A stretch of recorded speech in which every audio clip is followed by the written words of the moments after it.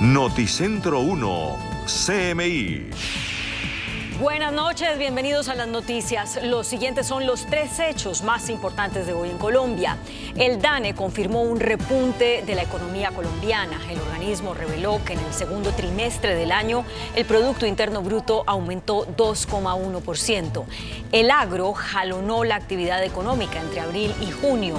Sin embargo, sectores como la manufactura no se recuperan aún. Vamos a hablar más de esta noticia en nuestra emisión nacional a las 9 de la noche.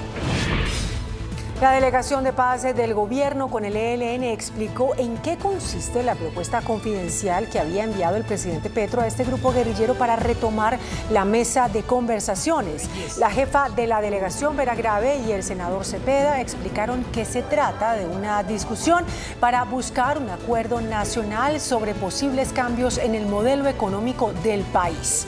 El tema, que generó bastante polémica, ya estaba incluido en un acuerdo firmado por las dos partes, donde se establecen las líneas sobre la participación de la sociedad en la construcción de la paz. Sin embargo, el presidente Petro quiso retomarla para buscar un acuerdo nacional alrededor de la discusión y posibles cambios al modelo económico de Colombia. Ampliación de esta noticia en nuestra emisión nacional a las 9 de la noche.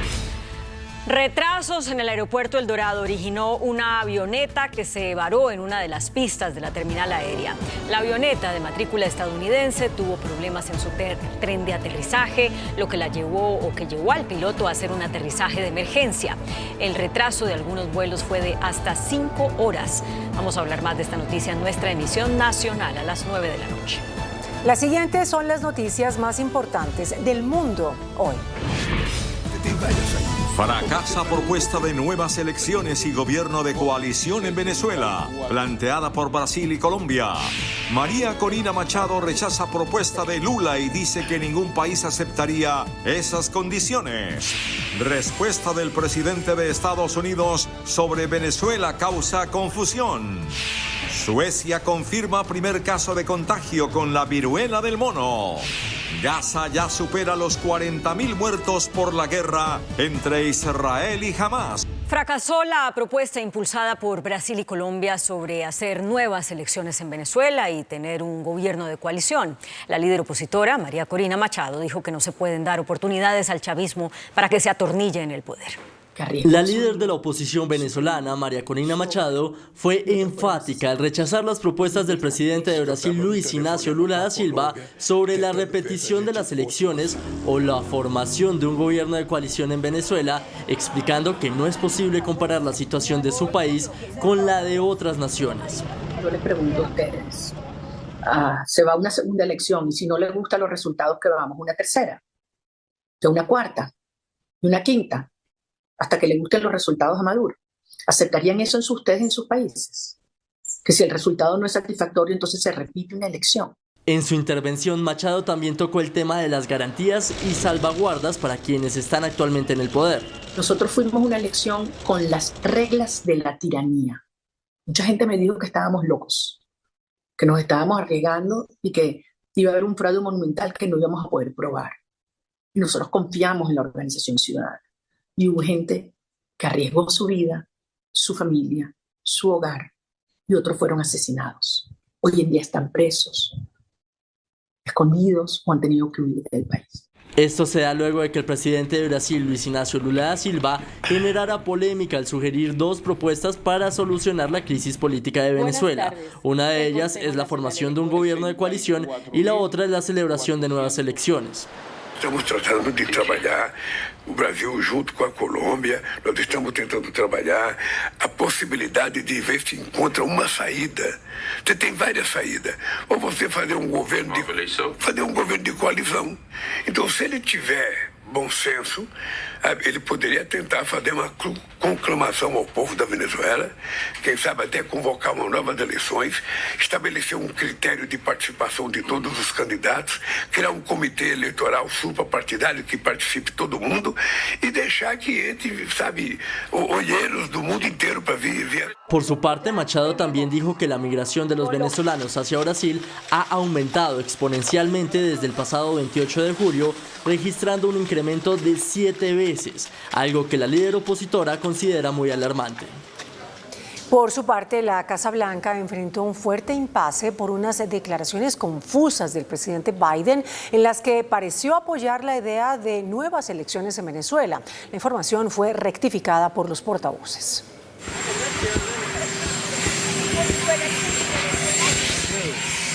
Ante esta declaración del mandatario, la cual fue calificada por la Casa Blanca como una equivocación, por medio de un comunicado corrigieron su afirmación.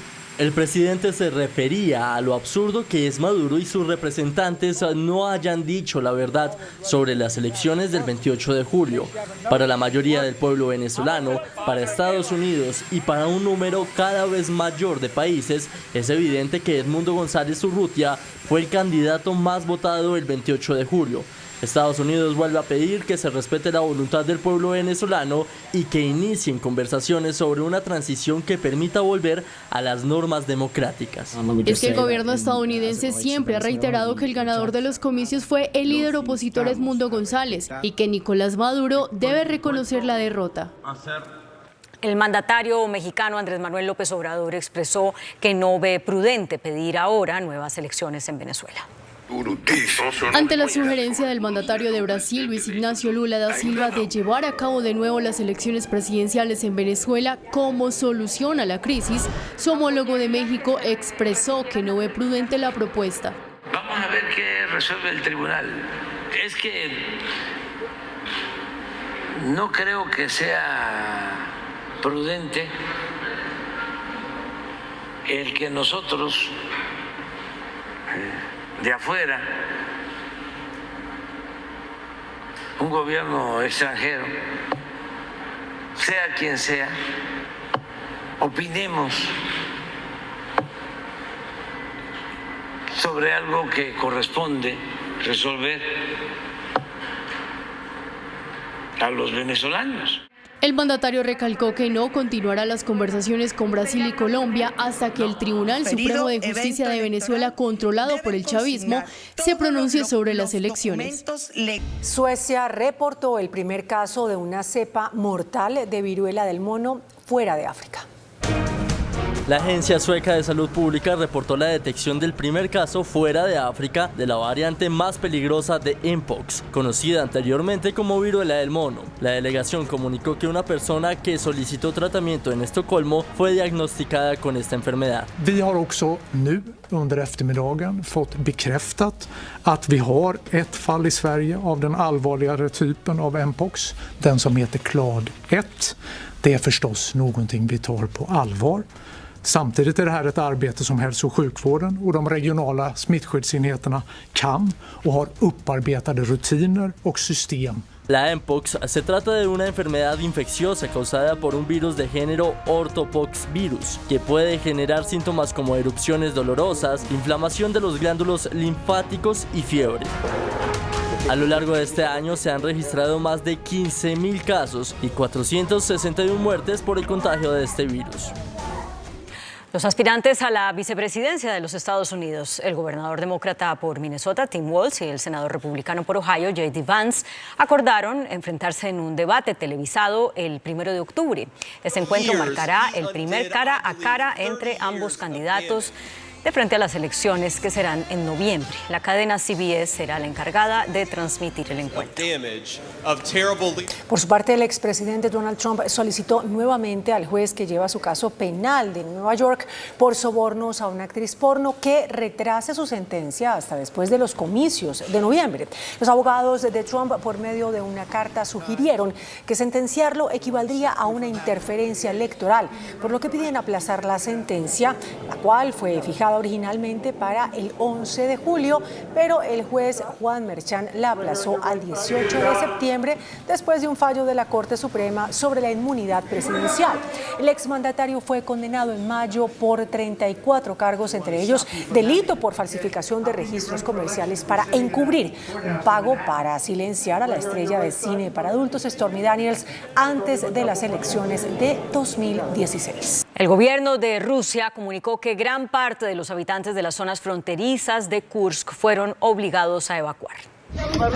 Las autoridades de la región rusa de Kursk, donde hace 10 días irrumpieron tropas ucranianas, han ordenado la evacuación obligatoria de los habitantes de varios distritos por los enfrentamientos que se están llevando a cabo. Por su parte, el presidente de Ucrania, Volodymyr Zelensky, aseguró que las fuerzas ucranianas lograron nuevos avances en la región rusa y estima en más de 80 las localidades tomadas desde el inicio de la incursión, que se había traducido también en la captura de decenas de soldados. Zelensky también aseguró que las tropas ucranianas siguen llenando el fondo de intercambio, en aparente alusión a las capturas de militares rusos con vistas a un potencial canje con prisioneros ucranianos. La cifra de muertos en Gaza superó los 40.000, la gran mayoría civiles, en medio de la guerra y los continuos ataques del ejército israelí por aire y tierra en más de 10 meses de conflicto. En más de 10 meses de guerra en curso en Gaza entre Israel y Hamás y en medio de las conversaciones en Doha sobre una eventual tregua en la franja de Gaza, el Ministerio de Salud del enclave informó que el total de víctimas mortales ascendió a 40.000 que han sido asesinadas, la gran mayoría civiles en medio de los continuos ataques del ejército israelí por aire y tierra. Entre tanto, los palestinos y los familiares de los rehenes esperan con ansias de que se logre un acuerdo de tregua, el cual tambalea ante la no participación del grupo terrorista Hamás en los diálogos, quienes son claves para que se logre un acuerdo. Por otro lado, el presidente palestino Mahmoud Abbas ha anunciado que pretende acudir a Gaza junto a los restantes miembros de la Autoridad Nacional Palestina en un intento de frenar la bárbara agresión israelí, aunque sea lo último que haga en la vida, porque las vidas no son más valiosas que la de los jóvenes de la franja, y que solo hay dos posibilidades: victoria o martirio. El huracán Ernesto avanza por el Caribe, ha dejado múltiples inundaciones en Puerto Rico, está acompañado de lluvias torrenciales, de vientos superiores a los 85 kilómetros por hora. Según meteorólogos, Ernesto se fortalece sobre aguas cálidas rumbo a las Bermudas y ha aumentado además las condiciones de peligro en las playas de la costa este de los Estados Unidos. En Japón, varios vuelos y servicios ferroviarios fueron suspendidos ante la llegada del tifón Ampil. Esto en medio de la temporada alta por los viajes de verano. El tifón, clasificado como fuerte por la Agencia Meteorológica de Japón, llegó a Tokio con ráfagas de viento de hasta 180 kilómetros por hora. Las autoridades advirtieron a los pobladores posibles inundaciones, ríos desbordados y deslizamientos de tierra. En Bolivia crearon un juego portátil con inteligencia artificial para enseñar lenguaje de señas. Dos universitarios crearon Slate, un juego que facilita el aprendizaje del lenguaje de señas de Bolivia, el cual usa inteligencia artificial sin la necesidad de una conexión externa y que busca sustituir a las hojas impresas con las que habitualmente se enseña. El sistema opera con la captura de las manos del usuario y hace una representación artificial de sus movimientos que posteriormente son contrastados con las formas correctas del alfabeto dactilológico boliviano en la computadora. Luego asigna una cantidad de letras que deben representarse con las manos en un tiempo establecido. La aplicación tiene evaluaciones mediante la inteligencia artificial que se hacen replicando los gestos correctos frente a la cámara y la computadora. Muy buenas noches. ¿Cómo va Bogotá? Esta es la pregunta para agradecer primero al señor alcalde mayor de Bogotá, el doctor Carlos Fernando Galán. La pregunta, ¿cómo va la ciudad? Bueno, muy buenas noches, Yamid. Muchas gracias. Un saludo a todos los televidentes que nos acompañan. Pues, Yamid, estamos en un proceso de poner orden en la casa. Esta es una ciudad que tiene grandes retos en seguridad muy complejos que estamos trabajando para resolverlos, retos en movilidad que requieren también de grandes proyectos que están muchos de ellos en construcción, manejo de basuras, entre otras cosas, y en general orden en la vía. Y en eso estamos trabajando. Yo llegué a poner orden, por ejemplo, en las obras de Bogotá, que encontramos con graves problemas, muchas de ellas. Esta es una ciudad que ha tenido históricamente un problema con las obras públicas porque se contratan y duran mucho más de lo que se presupuestó originalmente y cuestan mucho más de lo que se pensaba originalmente. Entonces, ese es el esfuerzo que hemos hecho en estos primeros 8 meses, diseñar nuestro plan de desarrollo, empezar a poner orden en la casa, a generar las herramientas que nos van a permitir durante el gobierno poder producir los resultados que la gente está esperando. Parecería, doctor Galán, que ese es un vicio, digamos, que tienen los constructores de ofrecer en una licitación menor precio para que le adjudiquen y luego buscar reajuste.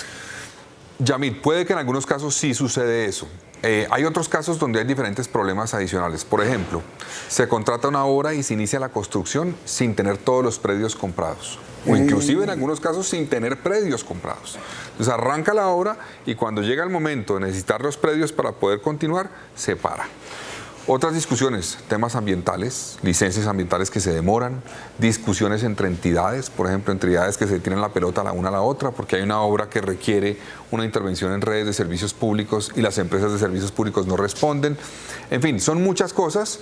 En algunos casos hay contratistas que no cumplen, que terminan teniendo problemas financieros y se quiebran, o que son incumplidos simplemente y no hay vigilancia suficiente. Entonces, son muchos problemas los que han llevado a que Bogotá tenga problemas con las obras, y en estos meses yo me he puesto la tarea de revisar una por una las obras para poder resolver esos problemas y que las obras avancen y se entreguen. Uno, y dos, le he pedido al equipo del IDU, no vamos a contratar obras que no estén listas para ser contratadas. O sea, el afán a veces de contratar una obra rápidamente, iniciar su construcción, si no tenemos los diseños bien ajustados, si no tenemos la coordinación con las entidades que requieren participar, y si no tenemos los predios adquiridos en su mayoría, vamos a tener problemas. Entonces, no solamente es poner orden en lo que recibimos, sino también ordenar lo que vamos a hacer para que no le pase lo mismo al próximo alcalde. Digamos, para que no le pase lo mismo que le pasó a usted. Sí, yo recibí, mire, grandes obras del IDU, por ejemplo, son 76, 480 frentes de obra en Bogotá por obras del IDU. Todas, absolutamente todas, tienen atrasos. Todas. Así las recibimos. ¿Por qué razón, alcalde? Depende de cada una. Le cito algún ejemplo. Por ejemplo, el caso de la 68. La avenida 68 es la vía, digamos, que va a tener la troncal de Transmilenio alimentadora del metro, y es la troncal más grande de Bogotá, que vamos a tener cerca de 17 kilómetros. Es una obra por más de 2.7 billones de pesos en su totalidad. Nosotros tuvimos problemas, o recibimos problemas, porque la obra tenía que estar en un 77% de avance, y cuando llegamos estaba en 38%, o sea, la mitad de lo que tenía que tener. En un tramo de esa obra el problema es que el contratista está quebrado, en otro tramo es un tema de discusión de predios, en otro tramo es una discusión con empresa de acueducto que no dio en algún momento la autorización para poder intervenir en unas redes. Entonces eso varía. En ese caso, por ejemplo, tenemos un contratista que está con problemas económicos, ya hay 2 sancionatorios y está en proceso la caducidad. Si no cumplen en los próximos días y no revierten un poco la situación inyectándole recursos y activando la obra, habrá que tomar la decisión de la caducidad. Entonces depende de cada obra, pero lo que sí le digo, Yamid, es que estamos en la tarea de agilizarlas. Esa la hemos avanzado de manera significativa, la recibimos, como le digo, en 38, ya está en 52%, digo, la obra en su totalidad. Otra es la ciudad de Cali, que es otra alimentadora del metro. Esa es más corta, tiene 7.4 kilómetros, tiene 4 grupos. Esa tenía que estar lista el año pasado, entregada, según contrato, entregada. Pero no estaba en 45% de avance, menos de la mitad. ¿Y sabe qué encontramos, Yamid? Muchas reprogramaciones. Que el gobierno anterior reprogramó la obra. Entonces usted va y mira jurídicamente el contrato y uno puede decir, no, el contrato está bien, porque jurídicamente está autorizado que se extiendan los tiempos. Pero en la práctica el ciudadano, que es el que pagó la obra, el que pide que se la entreguen, le dice, se contrató en el 2020, se entrega en el 2025, cuando le decimos, no, toca el 2027, pues se frustra con razón. Entonces, estamos trabajando para poner orden en las obras y lograr que la ciudadanía por fin se beneficie de grandes proyectos que se necesitan en Bogotá. ¿Qué es lo que usted llama, señor alcalde, reprogramación? Digamos, tienen unos plazos para cumplir ciertos hitos en las obras. Sí. ¿No? Y se dan cuenta que hay un problema con las redes o lo que yo le he mencionado, con predios. Entonces dice el contratista, yo no puedo cumplir esa fecha por tal y tal cosa. Entonces se firma un documento donde dice, listo, reprogramamos ese hito eventualmente o ese punto que tiene que entregar para una fecha posterior. Y eso va atrasando y atrasando y atrasando las obras. Entonces ahí estamos trabajando en todas, porque yo entiendo y yo le pido excusas a nombre de la ciudad, del gobierno distrital, porque históricamente hemos tenido este problema, pero estamos en la tarea de resolverlo para que no siga ocurriendo y para que pongamos en operación las obras. Hemos hecho varios esfuerzos que le quiero mencionar brevemente. Boyacá en el norte, es una obra que arranca en la 170 hasta la 183. Son 8 carriles de vía. Ya pusimos en operación 4 y en noviembre de este año, más o menos diciembre, vamos a poner los otros 4 en operación. La avenida Laureano Gómez, la 9ª, que va de la 170 a la 193. Esa obra se contrató en el 2017, Yamid, hace 7 años. Nosotros vamos a poner en operación un tramo de la obra en diciembre y el resto en marzo del año entrante. Ya pusimos en operación la Guayacanes, que faltaban 2 tramos. Es una vía muy importante de Bosa y Kennedy. En octubre vamos a entregar la ampliación de la troncal de Transmilenio de la Caracas, que va de Molinos a Portal de Usme. Son 4 kilómetros. Esa va a estar lista ya en octubre de este año. Entonces, ahí poco a poco estamos avanzando. 2 proyectos importantes. Los cables. Bogotá, nosotros recibimos contratados 2 cables. Pero perdón, señor alcalde. Sí. Salgamos primero de este tema inicial.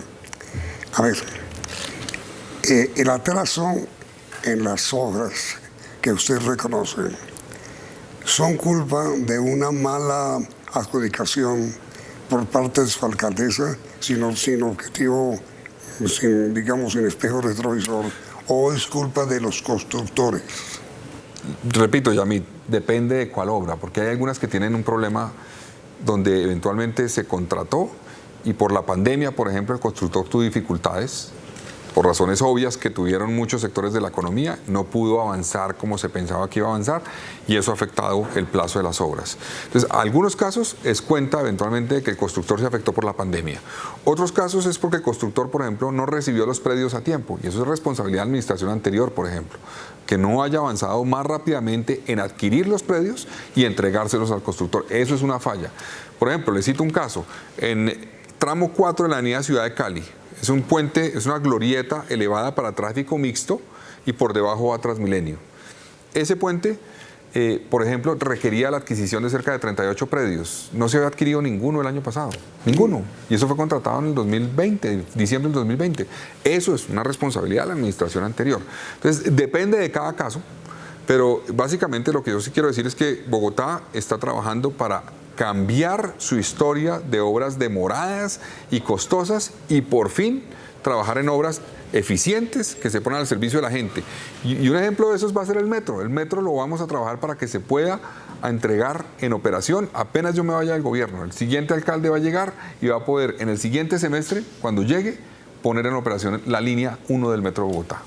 ¿Usted aspira a entregarlo? Pues yo aspiro a dejarlo, como le digo, listo para que el siguiente pueda operarlo. Yo lo dejaré en lo que se llama la marcha blanca. ¿Qué es la marcha blanca? Es una operación de prueba. La gente, al final de mi gobierno, va a ver los trenes dando vueltas por Bogotá en los 24 kilómetros del viaducto sin que haya pasajeros porque se requieren hacer pruebas durante varios meses antes de que entre en operación. Pero entonces, ¿usted aspira a entregar la primera línea? Sí, sí señor. Esa es la meta que tenemos. Repito, en mi gobierno no estarán montados pasajeros todavía, pero sí estará el metro listo para que en el siguiente semestre se monten los pasajeros. ¿Y cómo va a ser si está todavía muy atrasado o no? No, el proyecto no. El proyecto tiene, digamos, varios componentes. Un componente es el contrato de obra de concesión. Otro componente es la gestión predial y otro es el traslado anticipado de redes. Traslado anticipado de redes van un 100% terminado. En lo que tiene que ver con, en las redes principales, en lo que tiene que ver con la gestión predial, la adquisición de predios va en un 98%, inclusive ya llega al 99%, y en lo que tiene que ver con el viaducto hay un retraso leve que se está trabajando. No se han incumplido hitos, hay que decirlo, eso es un indicador de desempeño lo que tenemos, realmente no es un atraso que está por encima del 0.61, la meta es llevarlo al 1%, o al 1, mejor dicho, que es el 100% de la proyección de aquí a diciembre de este año. ¿Qué es lo que usted llama, señor alcalde, gestión predial? Gestión predial es que cuando usted hace una obra, Yamid, a veces se identifica que hay que adquirir predios, expropiarlos, básicamente, para poder generar espacio público, para que por ahí pase una vía, para que se haga una estación del metro, por ejemplo. Hay que adquirir predios que son de privados. Entonces, eso hay que hacerlo. La meta es tenerlo mínimo en un 80% cuando arranca la obra, para que no arranque la obra y llegue un momento en que necesito el predio para poder seguir la obra. No lo hemos adquirido. Eso es lo que pasa y atrasa muchas veces las obras. ¿Y entonces usted cómo va a financiar eso? No, eso está contemplado en los proyectos. Siempre los proyectos contemplan en su presupuesto. Claro, en el presupuesto que tiene la obra está contemplada la adquisición predial. Se hace un cálculo de cuántos predios hay que adquirir y en el costo de la obra, en el presupuesto, se contempla eso para poder adquirir esos predios y entregárselos al constructor. ¿Cuánto vale, señor alcalde, la primera línea de metro en Bogotá? La primera línea del metro entre lo que es la construcción más la operación son 16 billones de pesos. Si usted le suma a eso, el costo financiero pues es mayor, digámoslo así. Pero estamos hablando de la proyección de lo que costará financiarla. Unos 20 billones. Más de eso, más que eso. ¿Y cuánto? Va a estar por encima de 25 billones en total. 25. Incluyendo, repito, el costo financiero de los créditos que vamos a adquirir para poderla construir. ¿Y esos recursos los tenemos? Los tenemos, están garantizados entre el distrito y la Nación. Usted sabe que la Nación pone el 70% de la financiación del proyecto y ha cumplido. La Nación ha cumplido, por ejemplo, el pago de vigencias futuras que había que hacer en enero de este año, el Gobierno Nacional lo hizo. El pago que había que hacer en julio de este año, o sea, hace menos de 20 días, el Gobierno Nacional lo hizo.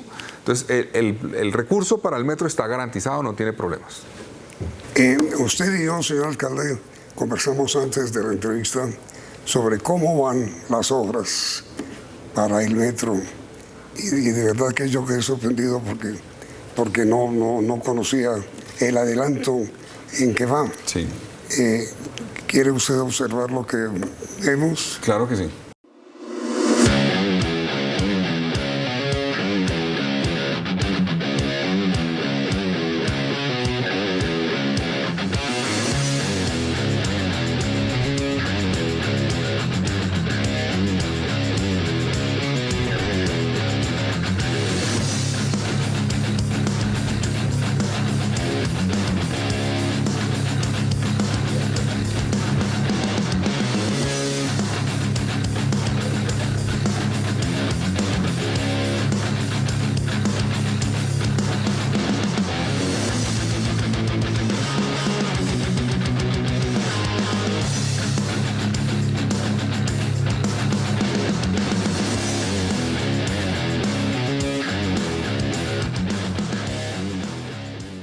A ver, señor alcalde, ¿cuántas columnas hay ya construidas para el metro? Yami, tenemos 90 columnas construidas en este momento. Eso es ¿90? Sí, eso es más o menos el 10% de las que va a tener el metro.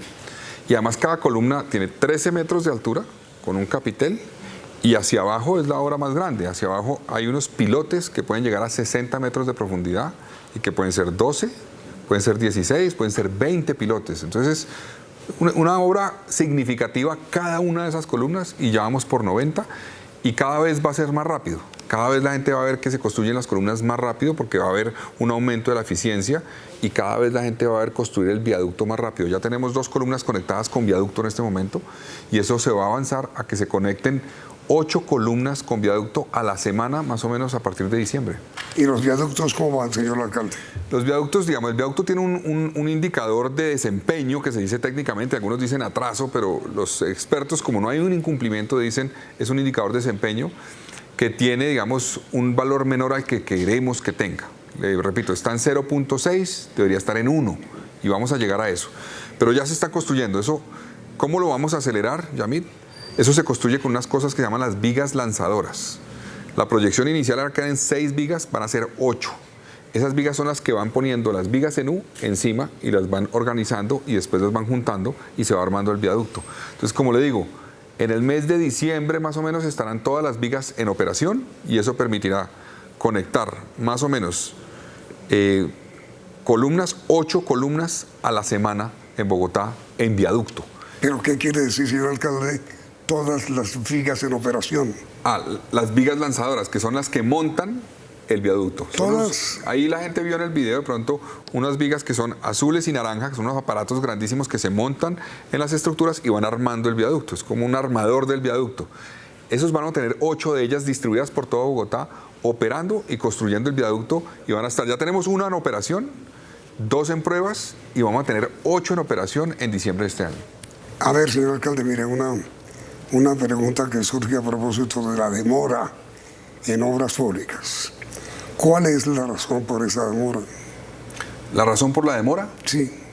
La razón por la demora es reprogramaciones, como le decía, falta de compra de predios, falta de gestión, falta de exigencia a los contratistas, mil cosas. El metro de Panamá fue construido en 1 año.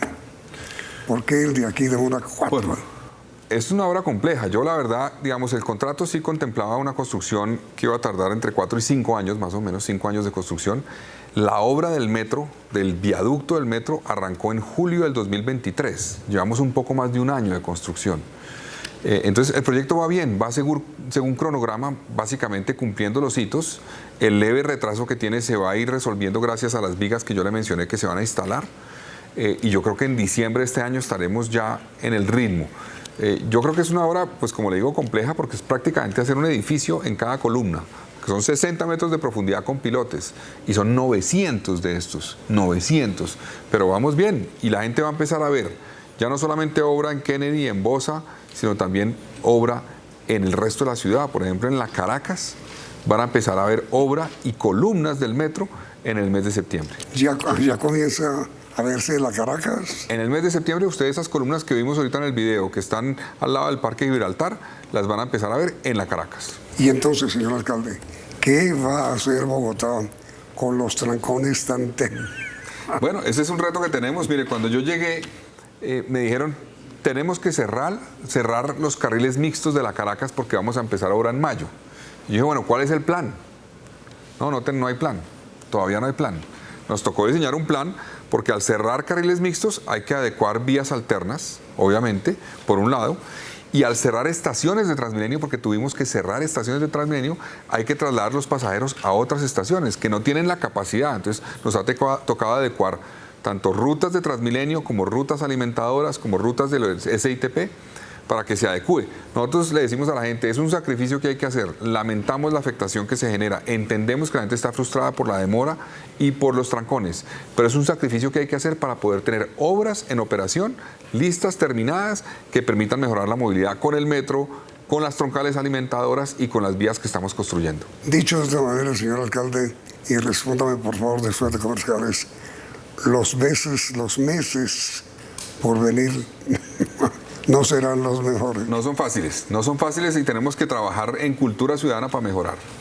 Y entonces, ¿qué es lo que le espera a la ciudad en los próximos meses? Bueno, Yamit, nos esperan obras, muchas obras, y en eso estamos trabajando para que no se demoren tanto. Estamos día y noche dedicados a que no se demoren tanto.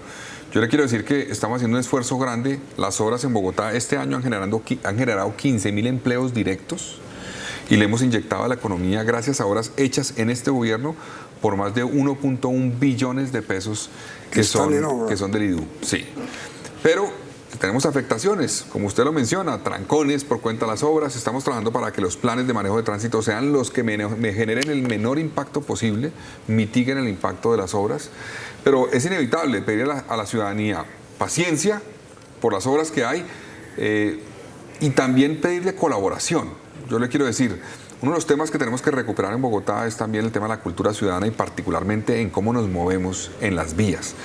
Si la gente sigue parqueando donde quiere y dice, no, es que yo voy aquí 5 minuticos, ya vengo, y está en una vía que afecta la movilidad, está afectando a todos.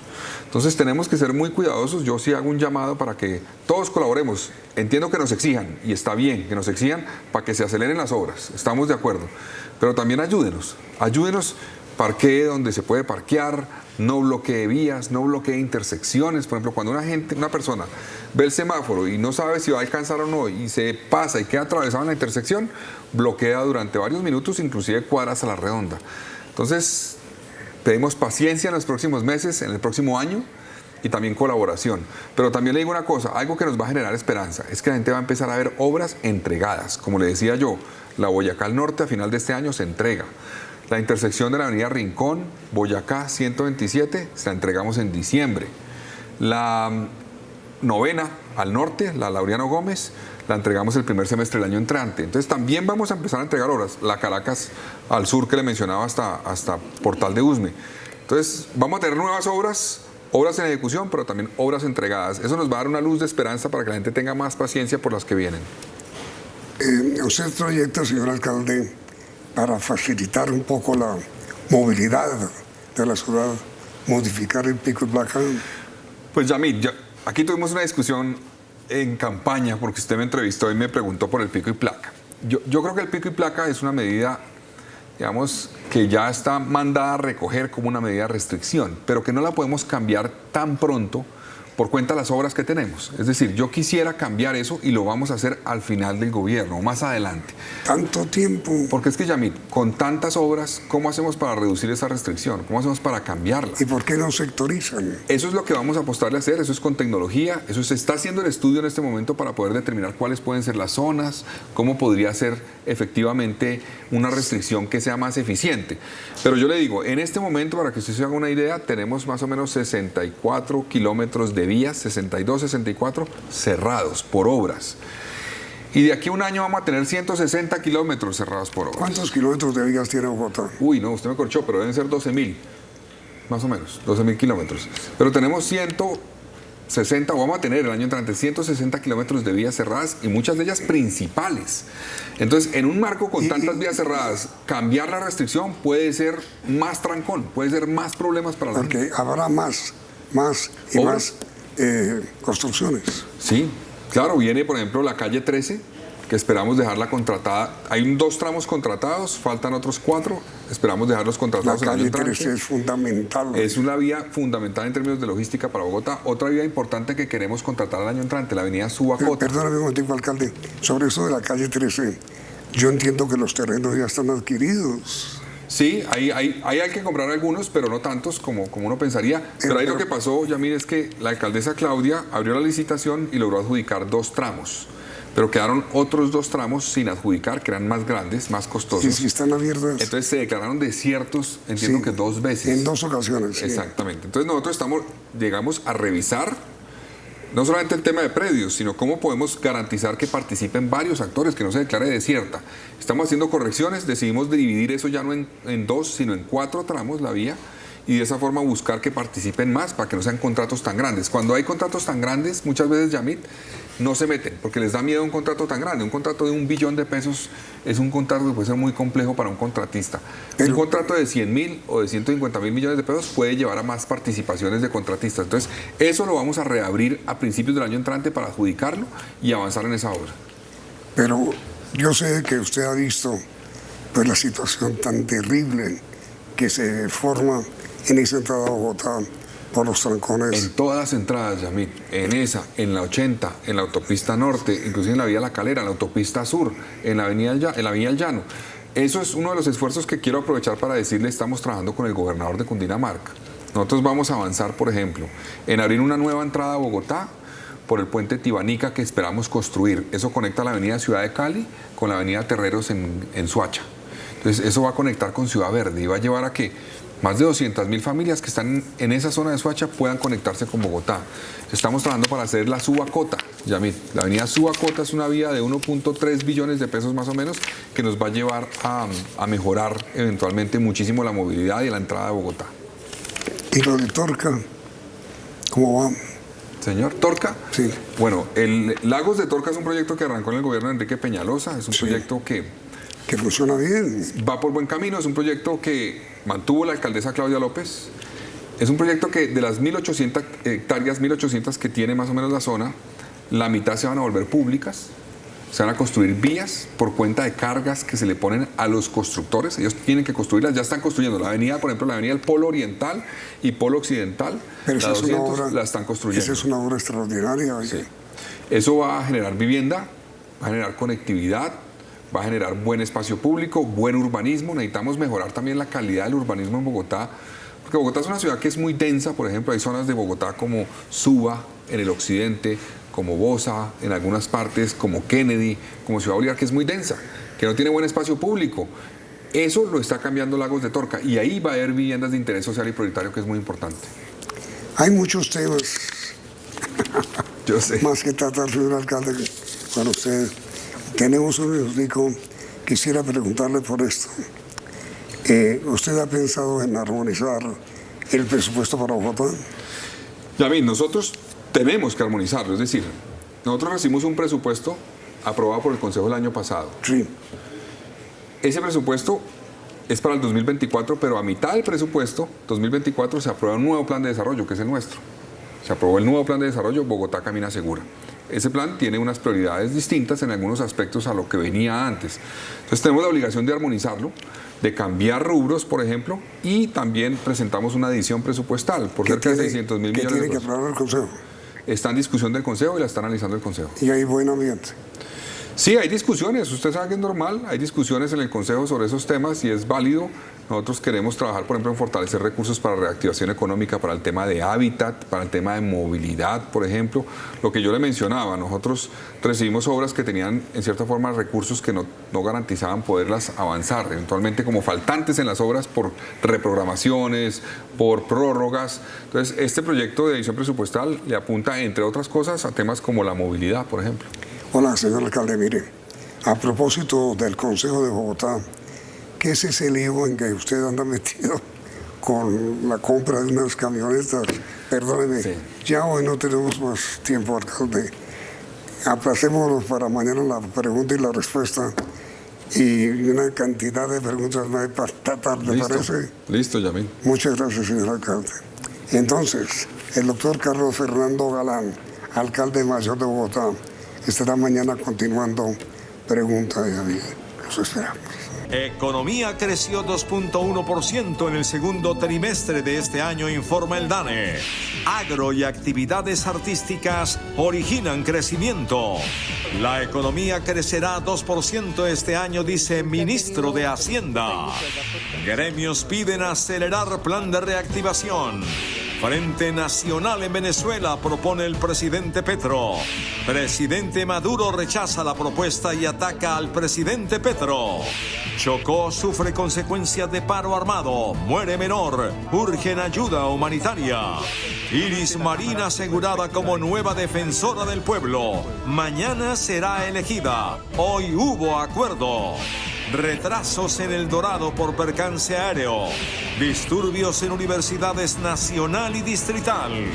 Expresidente Gaviria acusa al presidente Petro de desacatar sentencias. Circular regula aborto en Colombia. 50 billones de pesos se pierden al año en Colombia por corrupción. Investigadores admiten que no detectaron video en caso de Mauricio Leal. Iniciamos nuestra segunda hora de noticias. La economía colombiana registró un repunte en el segundo trimestre del 2024. Creció 2,1%, jalonada principalmente por la agricultura, la ganadería y la pesca. Sin embargo, las industrias manufactureras no se recuperan aún. El comportamiento de la economía colombiana ha sido así en la primera mitad de 2024. En el primer trimestre creció 0.7% y en el segundo, que comprende abril, mayo y junio, creció 2.1%. Las actividades que jalonaron la economía son agricultura, ganadería, caza, silvicultura y pesca con un crecimiento del 10.2%, administración pública 4.8%, actividades artísticas 11.1%, construcción 2.4%, suministro de electricidad, gas, vapor y aire acondicionado 2.6%. Y en particular, como lo mencionas, agricultura, ganadería, caza, silvicultura y pesca está creciendo bastante. Tenemos un crecimiento de 10.2% para este trimestre, como bien lo mencionas, jalonado sobre todo por los productos de agricultura. Eso es un resultado de lo que ha venido ocurriendo el año pasado finales con algo de clima, pero también con una caída bien importante, como lo registra el mismo DANE y la UPRA, en el costo de insumos críticos para el sector agropecuario, como fue el tema de los fertilizantes y el tema del alimento concentrado para los animales. Sin embargo, hay actividades económicas que siguen rezagadas e impiden un crecimiento parecido al que tenía Colombia antes de la pandemia. Explotación de minas y canteras cayeron 3.3%, información y comunicaciones disminuyeron 1.9% y las industrias manufactureras siguen registrando una cifra negativa de 1.6%. Los procesos de coquización están en negativo, la menor demanda que hay en el carbón, esto jalonó hacia abajo precisamente toda esta rama de actividad económica. Industrias manufactureras siguen negativo, allí lo tenemos, menos 1.6 es lo que estamos reportando, ese crecimiento en negativo. Son muchas ramas de las industrias manufactureras que están en negativo, pero allí también es importante resaltar que ya comenzamos a ver otras en positivo. El gasto de consumo final de los hogares para el segundo trimestre fue de 1.6%. En lo corrido de este año, la economía creció 1.5%, sumando más de 807 billones de pesos. El ministro de Hacienda, Ricardo Bonilla, estimó que el crecimiento de la economía estará cerca al 2% al finalizar 2024. El jefe de la cartera destacó las cifras de crecimiento reveladas por el DANE y señaló que la tendencia se mantendría para el segundo semestre del año, incluso por encima de las expectativas del gobierno de 1,7%. Se podría llegar a niveles del 2%. Observen la evolución que ha tenido el equipo técnico del Banco de la República, que inició con 0,9%, pasó después a 1,4% y ya hace 15 días dijo que era 1,8%. Nosotros no hemos pasado del 1,7%, no hemos revisado la cifra, pero en realidad podríamos pensar que podríamos terminar alrededor de 2%. El funcionario manifestó que el gobierno está acelerando los programas de reactivación para los sectores que cayeron. Vamos a la industrialización, no solamente la agroindustria, que ya tiene algunos avances, sino cómo recuperar cadenas como la textil confecciones y la cadena metal mecánica. Entonces sí hay interés en esto. Frente a las inversiones forzosas, el ministro Bonilla manifestó que el gobierno buscará de la banca al menos 50 billones de pesos. Nosotros estamos diciendo que pronto vamos a necesitar 50 y estamos en ese tipo de conversación. El pronunciamiento lo hizo al cierre del Foro Mundial Económico. Los gremios económicos calificaron como una buena noticia el crecimiento de la economía en 2,1% para el segundo trimestre del año. Sin embargo, insisten en que se requieren medidas para dar un mayor impulso a la reactivación. Para los gremios económicos, el crecimiento de 2,1% del PIB es una noticia alentadora reportada por el DANE, pero consideran que todavía hay retos por delante.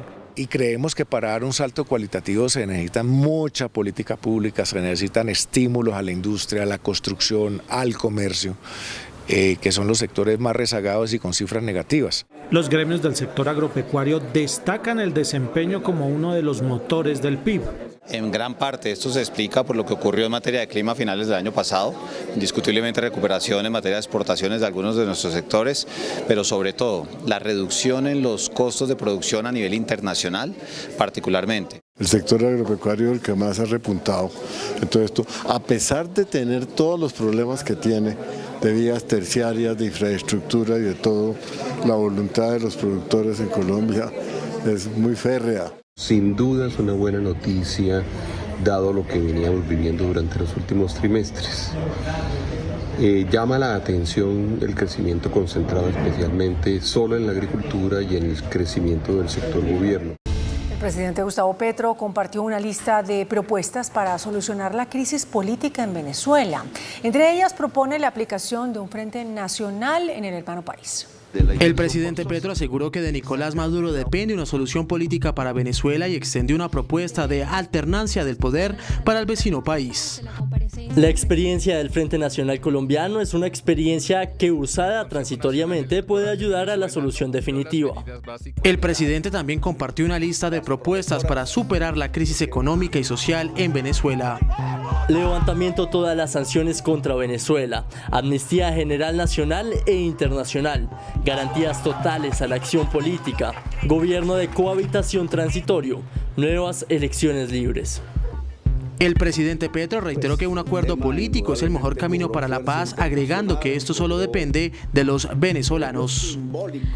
Y el presidente de Venezuela, Nicolás Maduro, rechazó la propuesta internacional sobre la repetición de elecciones o la formación de un gobierno de coalición. Maduro también le dijo a su homólogo Gustavo Petro que jamás daría opiniones sobre Colombia.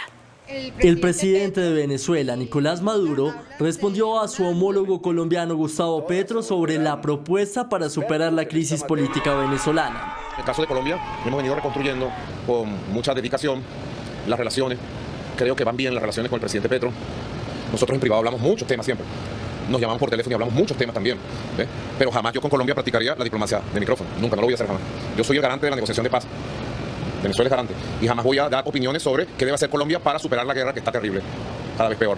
No, yo nunca voy a decir Colombia, su gobierno debe hacer esto y sacar en mis redes sociales un consejo. No, cada presidente sabe, cada estado, cada país sabe qué debe hacer con sus asuntos internos. Y seguiremos ayudando a Colombia en su proceso de paz sin intervenir ni inmiscuirnos en los asuntos internos de Colombia. El mandatario venezolano también defendió la democracia de su país y sus instituciones. Venezuela tiene soberanía, es un país independiente con una constitución, tiene instituciones y los conflictos que hay en Venezuela de cualquier característica se resuelven entre los venezolanos. con sus instituciones, con su ley, con su constitución. Por su parte, la líder de la oposición venezolana, María Corina Machado, rechazó las dos propuestas internacionales para solucionar la crisis política de Venezuela. Yo les pregunto a ustedes, ¿se va a una segunda elección y si no les gustan los resultados que vamos, una tercera, una cuarta, una quinta, hasta que le gusten los resultados a Maduro? ¿Aceptarían eso ustedes en sus países? Que si el resultado no es satisfactorio, entonces se repite una elección. La sugerencia del mandatario brasileño Luis Ignacio Lula da Silva se basaba en convocar a unas elecciones generales presidenciales en Venezuela o en la formación de un gobierno de coalición en el país. Esto con el fin de aclarar los resultados electorales que arrojaron a Maduro como mandatario reelecto para un tercer periodo. La delegación de paz del gobierno con el ELN explicó en qué consiste la propuesta confidencial que envió el presidente Gustavo Petro a este grupo guerrillero para retomar la mesa de conversaciones. La jefa de la delegación, Vera Grave, y el senador Iván Cepeda explicaron que se trata de una discusión para buscar un acuerdo nacional sobre posibles cambios en el modelo económico del país. El tema que generó bastante polémica ya estaba incluido en el Acuerdo 28, firmado por las dos partes, que desarrolla el punto 1 del Acuerdo de México, donde se establecen las líneas sobre la participación de la sociedad en la construcción de la paz. Sin embargo, el presidente Petro quiso retomarla para buscar un acuerdo nacional alrededor de la discusión y posibles cambios al modelo económico del país. ¿Se pueden introducir cambios en ese modelo? Pues si hay un acuerdo en el que están dispuestos los empresarios, dispuesto el gobierno, dispuesto el movimiento social, efectivamente puede ser que se abra esa posibilidad. ¿Cuáles serían? Tenemos que verlo en el transcurso de los diálogos. Una propuesta que según la delegación del gobierno nunca se había hecho. Nunca un gobierno le había planteado al ELN una propuesta de esta magnitud. El generar un escenario nacional para que gobierno, ELN, junto al movimiento social y al empresariado, pues abocaron un diálogo, subrayo que es un diálogo, porque también escuchamos ya algunas voces diciendo que si vamos a negociar el país con el ELN, no, es parte de los diálogos que hemos dicho forman el aspecto que en la agenda está contenido como participación. Vera y Cepeda ratificaron que el gobierno ha cumplido todos los acuerdos con el ELN y llamaron a esta guerrilla a descongelar la mesa. Como esto depende de dos, finalmente, ahora sí está en manos del ELN definir cómo seguimos. El gobierno insistió en que no será el que rompa los diálogos. El propósito de este gobierno es culminar un proceso de paz con el Ejército de Liberación Nacional. Nosotros no vamos a ser quienes demos el paso de romper estas negociaciones. Ahora el gobierno espera la respuesta del ELN. El presidente de la Sociedad de Agricultores de Colombia, Jorge Bedoya, cuestionó la propuesta confidencial del gobierno al ELN sobre una negociación del modelo económico del país con esa guerrilla.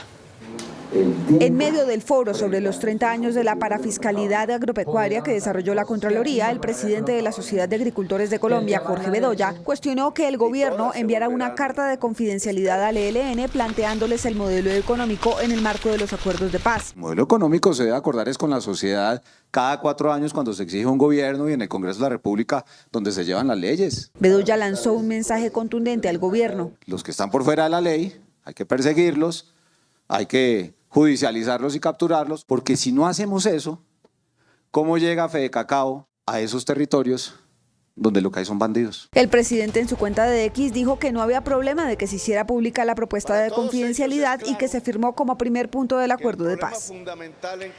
El presidente de Fedegan e integrante de la delegación del gobierno en los diálogos con el ELN, José Félix Laforí, manifestó que ese grupo guerrillero convirtió el cese el fuego en una burla.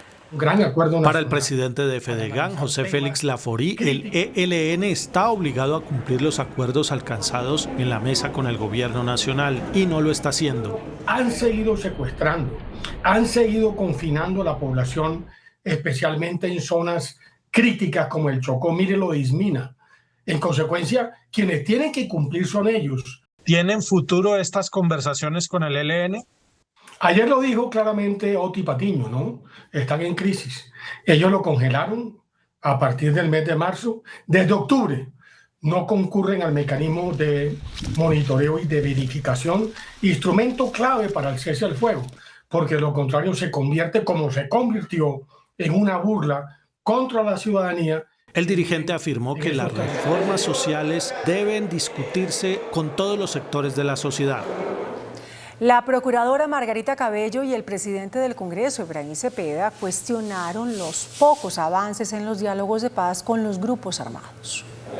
Desde Cartagena, el presidente del Congreso, Efraín Cepeda, se refirió a la polémica propuesta confidencial hecha por el presidente Gustavo Petro al ELN de negociar cambios en el modelo económico del país. Me parece que no puede haber nada de acuerdos económicos por debajo de la mesa. Los colombianos tenemos el derecho a saber qué es lo que están acordando y cómo afecta la institucionalidad. El presidente del Legislativo también cuestionó los diálogos con dichos grupos. Me parece que hay que reemplazar el término de paz total por paz posible.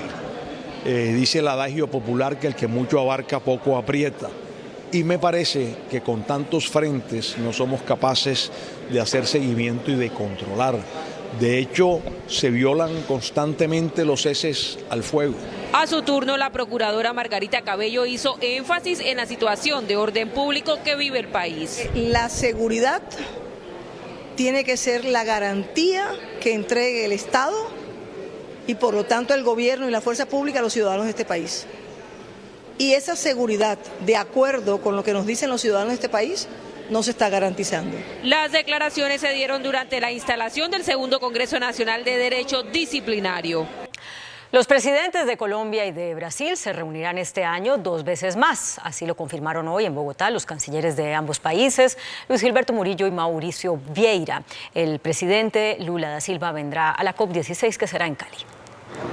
En el Palacio de San Carlos, en Bogotá, se dio la reunión de los cancilleres de Brasil y Colombia.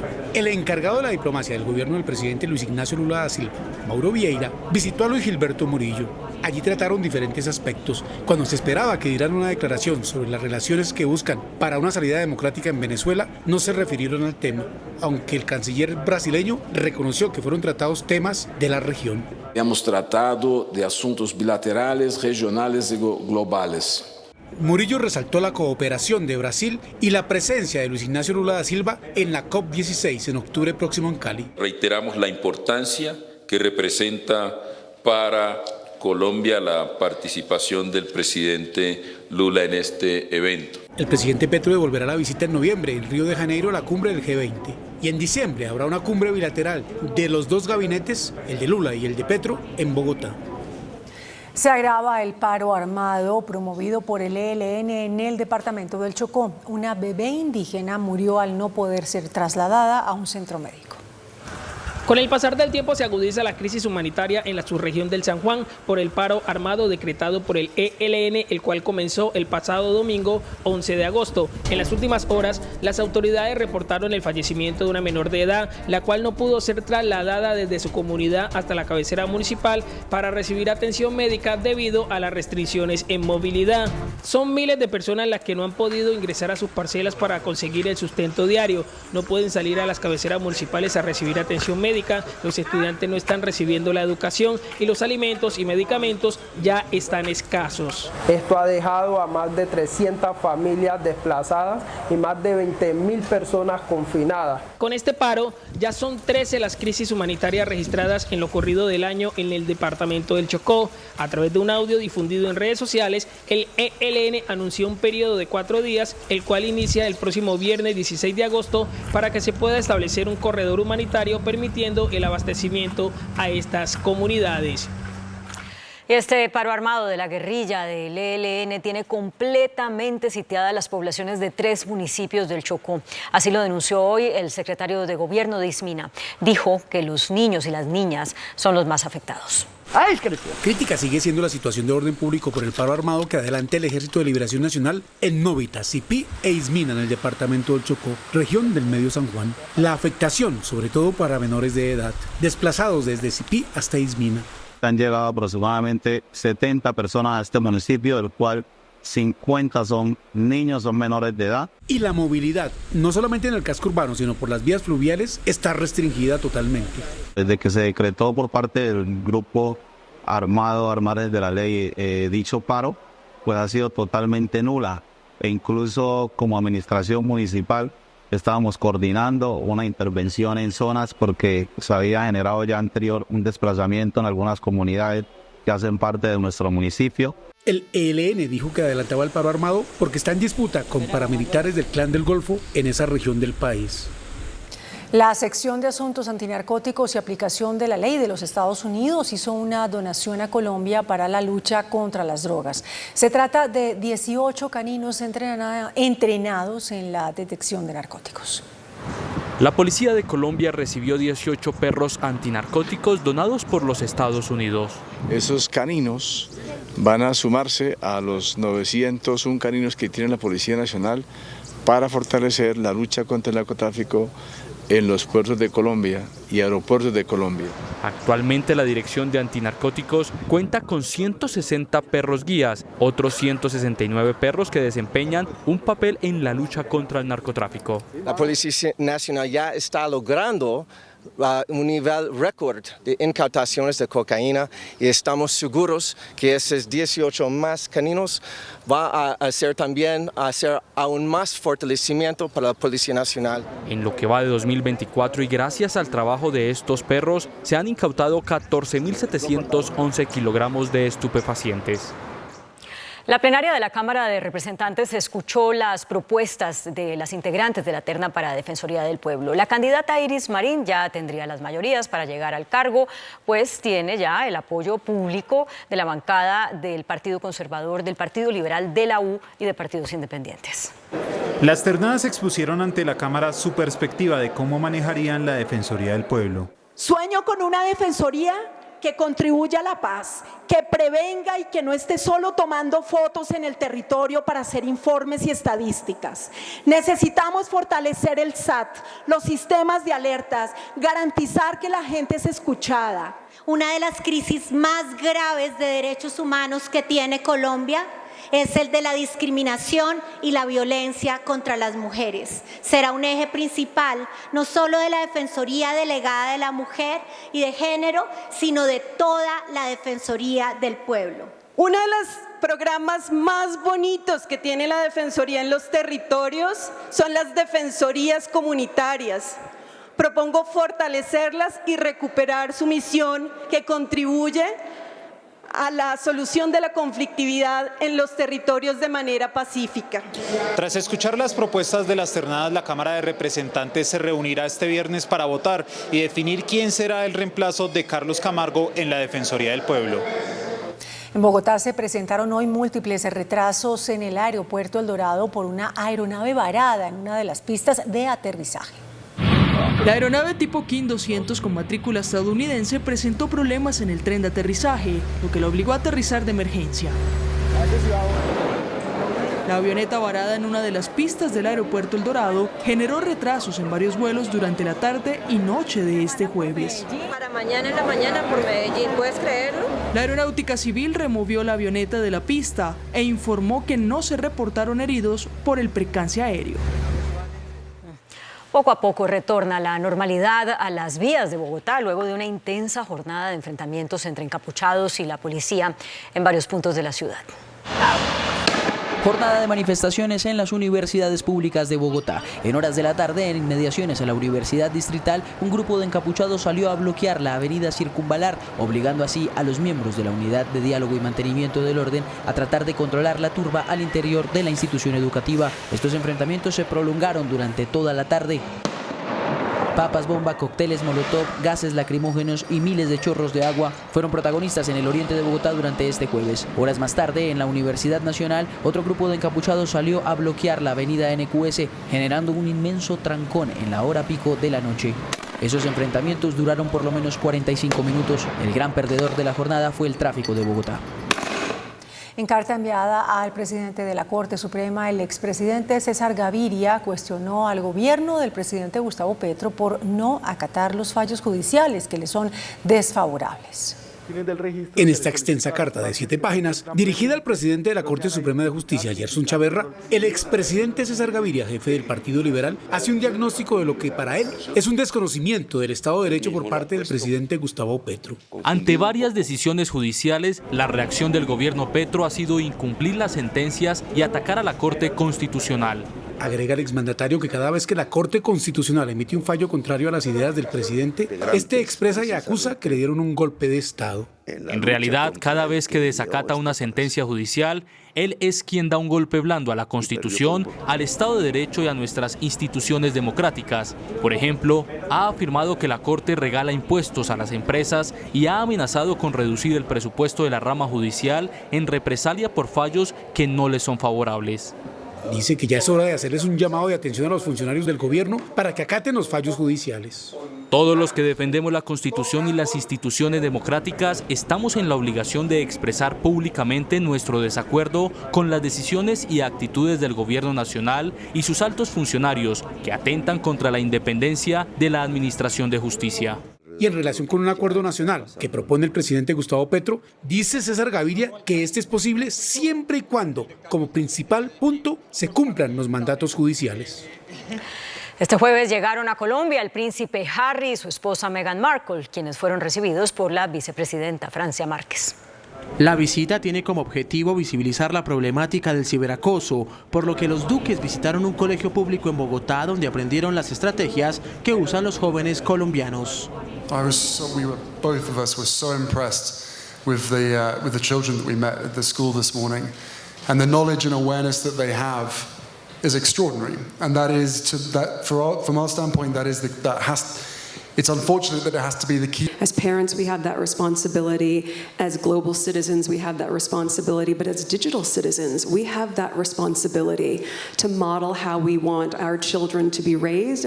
Bueno, pues fue la vicepresidenta Francia Márquez la encargada de acompañar a los duques en este recorrido cultural y académico en Bogotá, quien resaltó la importancia de esta visita. Su visita tiene como propósito tender puentes y abrir puertas que nos permitan sumar esfuerzos para visibilizar y atender un problema que hoy preocupa a toda la humanidad. Los duques de Sussex continuarán su agenda este viernes en Bogotá y el fin de semana visitarán Cali y Cartagena. La Superintendencia de Salud emitió instrucciones para reglamentar la interrupción voluntaria del embarazo hasta la semana 24. A través de una circular, la Superintendencia de Salud dio instrucciones a EPS, clínicas, hospitales, autoridades territoriales y gestores farmacéuticos para la atención oportuna e integral de la interrupción voluntaria del embarazo hasta la semana 24. Que sea inmediata y que no tenga barreras, que no tenga estigmas, que sea realmente oportuna y que obviamente se ajuste al respeto del derecho a la decisión de cada una de las mujeres o personas con capacidad de gestar que quieran acceder a este derecho en el territorio. Que exija el cumplimiento de las normas, que cree unas guías, que sensibilice a los trabajadores de la salud, que si no tiene una red, la disponga. Lo anterior luego de la decisión de la Corte de despenalizar el aborto hasta esa semana. Según el más reciente reporte, la totalidad de la obra de la primera línea del metro de Bogotá supera el 36% en su construcción, pero el deprimido de la calle 72 no será entregado en la fecha pactada.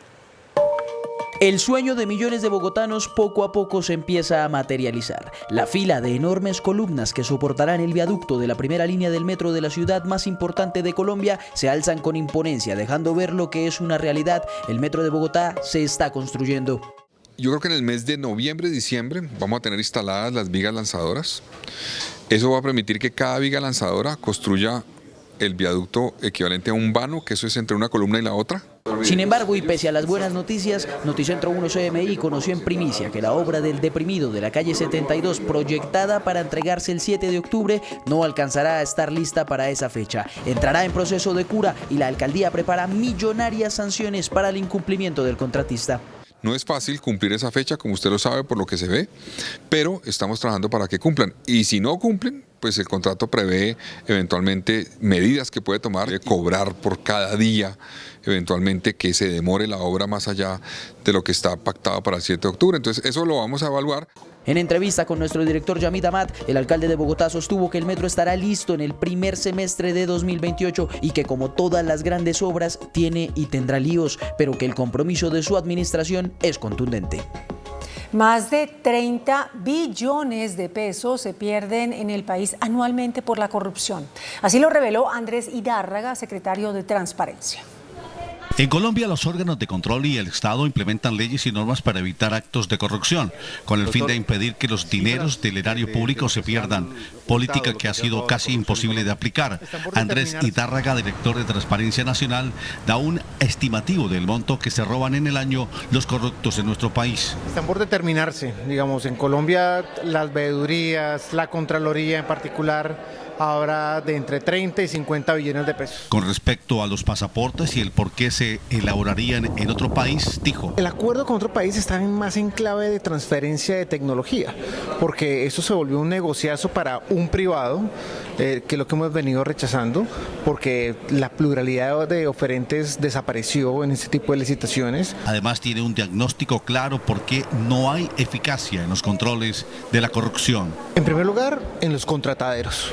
Tenemos un gran problema con los contrataderos, pero eso está en manos del Congreso de la República, porque son regímenes especiales que se tienen que cambiar, modificar por ley y tienen que pasar por el Congreso de la República. Andrés Hidárraga, director de Transparencia Nacional, estuvo hoy en Cúcuta en un espacio de diálogo con las víctimas de la corrupción en norte de Santander. Un juez de Barranquilla absolvió al empresario Julio Gerlain, quien fue investigado por el caso de presunta compra de votos en la capital del Atlántico. Senadora Merlano declaró que ya sí tuvo una relación con él.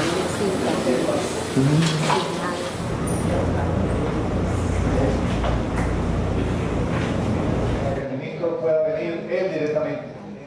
Así es un triunfo del derecho sobre la especulación. Un informe de la Procuraduría reveló que los videos del estilista Mauricio Leal minutos antes de su muerte no fueron detectados por los investigadores de la Fiscalía.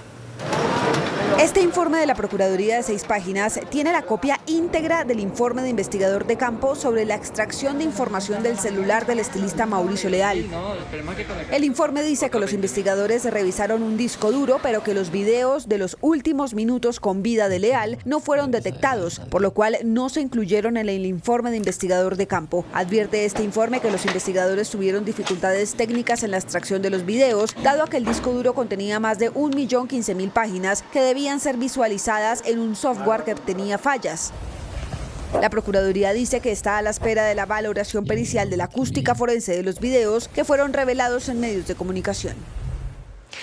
En Antioquia, un juez condenó a 15 años y 6 meses de prisión a un ciudadano extranjero por explotación sexual de menores de edad. Dominic Divencenko fue capturado en febrero de este año en un lujoso penthouse del barrio La Floresta en Medellín por los delitos de demanda de explotación sexual comercial con menor de 18 años, suministro a menor y acto sexual con persona incapaz de resistir. Las autoridades lo calificaron como uno de los peores depredadores sexuales en Colombia y Estados Unidos. Solo en Medellín se le atribuyen 8 víctimas. En las últimas horas se confirmó su condena. Aparte de la pena de 15 años y 6 meses de prisión, inmediatamente paga su pena, tiene que ser expulsado del país. Esta es la primera condena este año de las 10 capturas de extranjeros señalados de cometer delitos sexuales contra menores. 3 muertos y 26 heridos deja el accidente de un vehículo de transporte público en norte de Santander. La buseta cubría la ruta Cúcuta-Puerto Santander y según las primeras versiones, una de las llantas explotó y provocó que el carro se estrellara contra un árbol. Los heridos son atendidos en centros asistenciales de la zona. La ministra de Transporte, Luz Cristina López, advirtió en el Congreso que el 95% de las estructuras deportivas del país están en mal o en regular estado. La jefe de la cartera de deporte estuvo en la Comisión Séptima de la Cámara para atender un debate sobre la financiación del sector. Durante la diligencia, la ministra dijo que el 95% de la infraestructura deportiva del país está en malas condiciones. Esto sucede porque estamos desarrollando infraestructura para municipios que después no tienen cómo garantizar su sostenibilidad. Entonces, los municipios lo que están haciendo es acumulando infraestructura que dejan caer. Sobre las medallas olímpicas, dijo que no se puede relacionar el número de preseas ganadas con la asignación presupuestal. Y hoy no hay ninguna federación del programa olímpico que pueda levantar la mano y que pueda decir que no recibió los recursos para preparar a sus atletas, y el Comité Olímpico Colombiano no podrá decir que no recibió los recursos para la participación en París 2024. Varios congresistas cuestionaron la reducción de recursos para el sector. En Bogotá, la policía puso en marcha la operación Drones Espía, con la que ya lograron la desarticulación de varias bandas dedicadas a la venta de estupefacientes. Con Drones Espía, la Policía Metropolitana de Bogotá busca afectar bandas criminales y delincuenciales. El golpe más reciente se presentó en la localidad de Los Mártires, donde fue desarticulada una banda dedicada a la venta de estupefacientes. Estos drones miniatura no son perceptibles a la vista de los delincuentes, lo que permite su identificación y posteriormente su captura. Se implementará el uso de más tecnología en la capital para desarticular diferentes bandas que siguen operando en las localidades de la capital. La Corporación Autónoma Regional de Cundinamarca suspendió los trabajos de 2 minas de carbón ilegales que funcionaban en el departamento. Estas minas estaban ubicadas en los municipios de Guatavita y Villa Pinzón. Debido a las alertas emitidas por parte de la comunidad, la CAR pudo establecer que estos trabajos irregulares estaban provocando grandes daños ambientales en la zona de reserva forestal. En Suecia se confirmó el primer caso de viruela del mono y en Gaza se superó la cifra de 40.000 muertos en medio de la guerra Israel-Hamás. Las noticias del mundo en Noticentro 1, CNI. Suecia se convirtió en el primer país en confirmar un caso de Mpox fuera de África, en medio de un nuevo brote en este continente. El anuncio llega justo un día después de que la OMS declarara la emergencia sanitaria internacional por esta enfermedad, registrada hasta este momento en 13 países africanos. La cifra de muertos en Gaza superó los 40.000, la gran mayoría civiles, en medio de los continuos ataques del ejército israelí por aire y tierra, en más de 10 meses de guerra. Así lo señaló la última actualización del Ministerio de Salud local. Entre tanto, una nueva ronda de negociaciones sobre una posible tregua avanza sin la presencia de los mediadores de Hamás. Las autoridades de la región rusa de Kursk, donde hace 10 días irrumpieron las tropas ucranianas, han ordenado la evacuación obligatoria de los habitantes de varios distritos en la zona por los enfrentamientos que se están llevando a cabo. Ucrania, por su parte, aseguró que lograron nuevos avances en la región y estima en más de 80 las localidades tomadas desde el inicio de la incursión. En un nuevo encuentro de la Comisión Intersectorial de Proyectos de Infraestructura se anunció una inversión por 10 billones de pesos. La reunión estuvo liderada por Laura Sarabia, directora del DAPRE, acompañada de los líderes del sector transporte aéreo y terrestre en el país. En el encuentro se revisaron los avances para los proyectos claves en Colombia. Tuvimos la oportunidad de ver el proyecto de La Guajira, el aeropuerto de Alta Guajira, revisar el avance también de los proyectos carreteros de la 4ª generación, de la 5ª generación, de los programas Legalidad y Reactivación. También se anunció el cierre financiero de los proyectos 5G con una millonaria inversión. Casi 10 billones de pesos en cierres financieros que muestran una vez más la confianza que hay en el sector infraestructura, los avances en los aeródromos, todos estos proyectos que están diseñados y que fueron priorizados desde nuestro plan de desarrollo. Esta fue la tercera reunión de la Comisión Intersectorial para los Proyectos de Infraestructura en Transporte. Las empresas generadoras de energía le pidieron al gobierno actuar rápidamente para solucionar una eventual crisis energética a futuro en el país. En el foro energético ANDEG, Energía Confiable, el presidente ejecutivo del gremio hizo un enérgico llamado al gobierno nacional para destrabar proyectos energéticos estancados en el país. Hay que pasar del discurso a la acción, hay que tomar decisiones. Yo creo que lamentablemente este gobierno se ha llenado los últimos 2 años de discutir las cosas y nos hemos quedado en el accionar, en tomar decisiones de fondo. Alertó pues por la falta de estos proyectos y el aumento de la demanda de energía, se generaría un déficit que va de 4.000 a 5.000 gigavatios anuales. El 25, 26, 27 hacia adelante comienzan a verse unos huecos. No tenemos la energía confiable y la energía firme disponible para poder garantizarle a los usuarios del país la promesa de tener energía 24/7. Indicó que se requiere nueva capacidad instalada de energía firme porque lo que se está generando en este momento será insuficiente a corto plazo. Claramente con eso no vamos a pasar un niño. No vamos a sobrevivir un niño del 27, 28 adelante, y por eso el hueco sigue existiendo para llegar a cubrir la demanda media, ni siquiera la demanda alta. La demanda media no tenemos cómo afrontarla y por eso el hueco que se ve del 6%. Confió el dirigente gremial en que sea pronto una subasta de expansión anunciada por el gobierno nacional, pero reclamó confianza para los inversionistas. La Contraloría dijo que el sector público y privado están desarticulados en el uso de los recursos para el agro.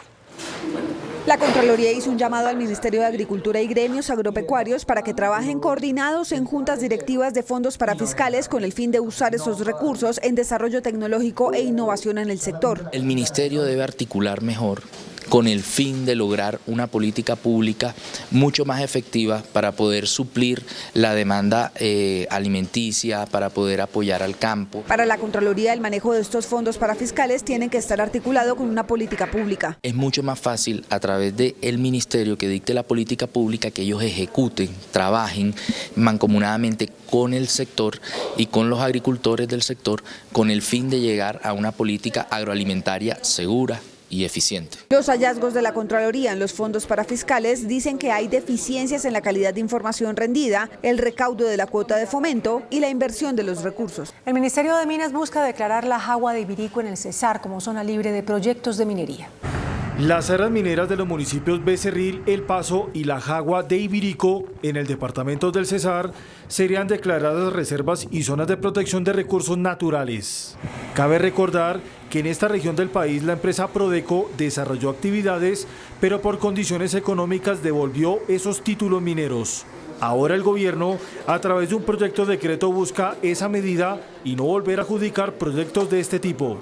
La industria señala que este es un revés para el sector. Esta decisión a lo que conduce es a enterrar definitivamente cerca de 300 millones de toneladas en recursos medidos inferidos que le significan al país una pérdida en renta minera entre regalías e impuestos. El dirigente señaló que el gobierno busca el marchitamiento de la industria. Esto es la materialización de la intención del gobierno de marchitar la generación, la producción de carbón. Se espera que el Ministerio de Minas y Energía reconsidere la medida. El exgerente de EPM, Jorge Carrillo, fue elegido como nuevo presidente de ISA. La decisión debe ser ratificada por la Junta de la empresa. Aunque no es oficial su nombramiento, se conoció que Jorge Andrés Carrillo se convertirá en el nuevo presidente de ISA y reemplazará a Juan Emilio Posada. 5 miembros de Ecopetrol que tienen asiento en la Junta votaron por él y los 4 independientes eligieron otro perfil. Una de las más opcionadas era Mónica Contreras, presidente de TGI. Carrillo fue uno de los gerentes de EPM durante la administración del hoy suspendido exalcalde Daniel Quintero. Solo con esa decisión, a horas de la madrugada, solo con esa decisión ya empezaron a bajar las acciones, por ejemplo, de ISA en el mercado y en la bolsa. Y le diría algo, Afinia, es que en el escándalo de Afinia está involucrada esta persona. Noticentro 1 CMI conoció que los 4 miembros independientes, entre ellos el representante de EPM, dejaron constancias donde, según ellos, hubo abuso de la mayoría en la elección y en los próximos días habría renuncias en la junta directiva tras la llegada de Carrillo. El Fondo Nacional del Ahorro reportó que este año ha recibido peticiones de traslado de cesantías de 250.000 personas. La presidenta del Fondo Nacional del Ahorro, Laura Roa, explicó las principales razones que argumentan los 250.000 nuevos afiliados que antes estaban en fondos privados y que se pasaron al Fondo del Ahorro. Somos el fondo de cesantías que mejor rendimientos le da a los colombianos. Segundo, no les cobramos por administración, no les cobramos por retiros parciales o totales, pero lo más importante es que somos el único fondo de cesantías que presta directamente para vivienda y con los beneficios que tiene un crédito hipotecario con el Fondo Nacional del Ahorro. La funcionaria argumentó los beneficios de convertir las cesantías en un ahorro para vivienda. Porque las cesantías tienen una destinación específica y es que los colombianos la usen ya sea para educación, para vivienda o cuando quede cesante. ¿Cuál es la invitación del fondo? A que tomen esa decisión de tener vivienda, a que puedan ser propietarios. Si usted ya tiene una casa, puede tener una segunda, puede invertir y que puedan tener vivienda propia. El director de la Asociación de Ingenieros de Petróleo, Óscar Rincón, advirtió que las cifras de Ecopetrol ponen en duda el cumplimiento de las metas de producción de la compañía. La situación de la petrolera prendió las alarmas dentro del sector, sobre todo por la menor dinámica en la producción del mercado local. Ahí el mensaje es tratar de garantizar que esa declinación se siga controlando y, en lo posible, seguir creciendo en producción a partir de los campos que acabo de mencionar y de otros campos que existen a nivel país. El dirigente fue enfático en señalar que las actividades de Ecopetrol en Estados Unidos, en el proyecto denominado Permian, donde se usa tecnología fracking, es el que está generando rentabilidad a la empresa. Se observa claramente que el crecimiento se da por el crecimiento en Permian. Permian está creciendo un 36% frente al año anterior. Finalmente consideró que el gobierno deberá abrir la discusión de tipo técnico sobre el fracking. El índice de capitalización de la bolsa, que mide el comportamiento de las 25 principales acciones, cerró al alza. El índice selectivo MSCI Colcap de la Bolsa de Valores de Colombia subió 0,69% a 1.360 puntos. La acción de Corfi colombiana fue la que más subió, con una valorización de 4,66% a 13.920 pesos. La acción del Grupo Éxito fue la que más bajó, con una pérdida de 3,64% a 2.250 pesos. La acción más negociada de la jornada fue la de Cementos Argos, al movilizar más de 18.000 millones de pesos, con una variación negativa de 0,8% a 8.670 pesos. Y el dólar cerró a la baja. Indicadores económicos en Noticentro 1 CMI. La tasa representativa del mercado que regirá para mañana viernes será de 4.014 pesos con 18 centavos. Los profesionales de cambio compran la divisa en promedio entre 1.900 pesos y la venden entre 1.950 pesos. Un euro cuesta 4.423 pesos. La libra de café en Nueva York se cotizó a $2.38. El azúcar se transó en 17,83 centavos de dólar la libra. El barril de petróleo WTI se cotizó en $77.91. La referencia Brent para Colombia se cotizó en $80.96. Una acción de Ecopetrol cuesta 2.085 pesos. Hasta aquí Noticentro 1 CMI.